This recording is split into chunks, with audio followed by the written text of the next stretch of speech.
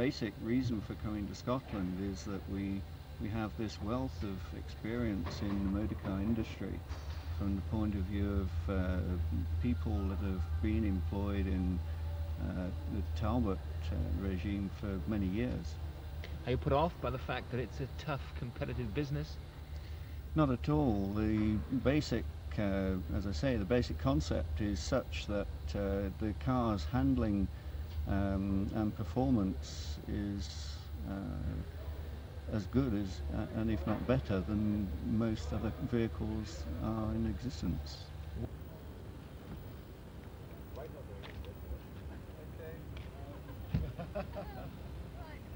Yes, thank you.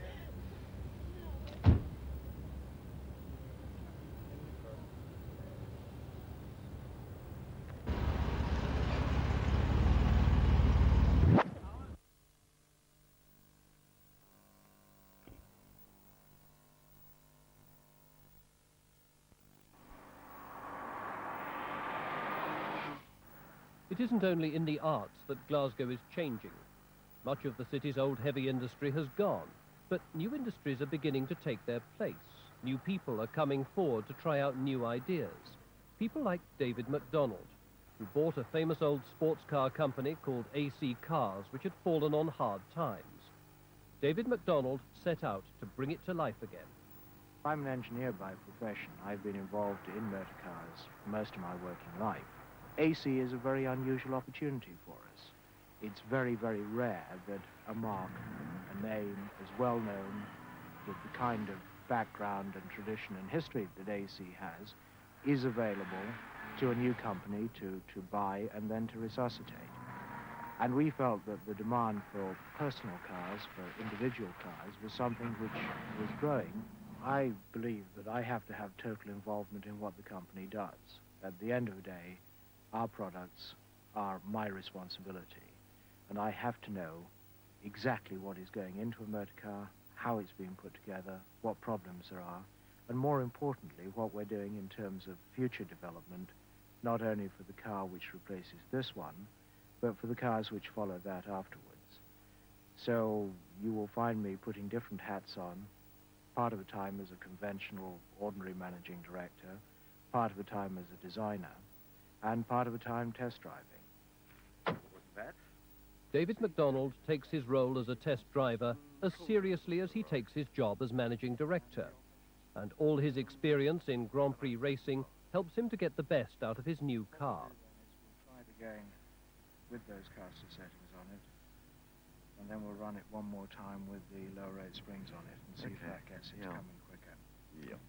I have an engineering background, and I've also spent quite a large part of my career involved in competitive motoring and in motor racing, up to and including Formula One teams. That means that I've got some of the experience which helps a company in developing cars. But we're a small team of people, and so we do, in fact, all of us as managers and directors of the company are involved not only in making sure that the quality of what we make is very high, but in trying to make sure that the new cars we develop are to the very highest standards that we can get. But we're not a conventional car building company. We build very small numbers of cars. We need suppliers, subcontractors, who can work to very good limits of accuracy and very fine machining tolerances in small volumes. And that you don't find in the great car building centers. You do find it in places like Glasgow, which has a tradition of engineering excellence which goes back over years and years and years. What you also find in Glasgow is a workforce which really is dedicated to the idea that you cannot do something well enough. You do it properly and you do it well. And that gives us a huge advantage. Our workforce is just as much dedicated as I am. It works just as hard as I do to build cars the best way that we can possibly do it.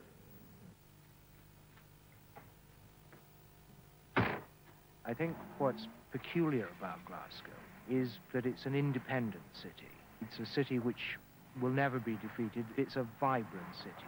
It's one of the great engineering, shipbuilding, seafaring cities of the world.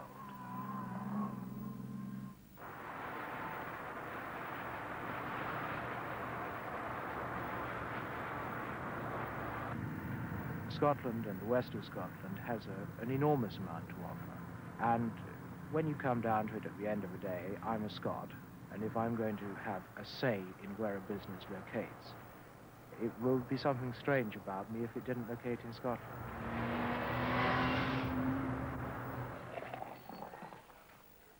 If you want to get to know a city, go into its pubs.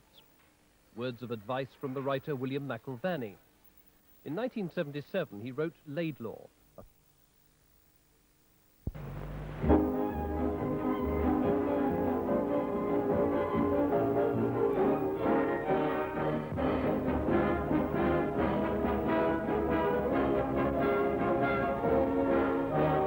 Speeding along the rolling highway, singing a song to the rhythm of the road. The sun's in the sky, a heaven of blue, the world passes by.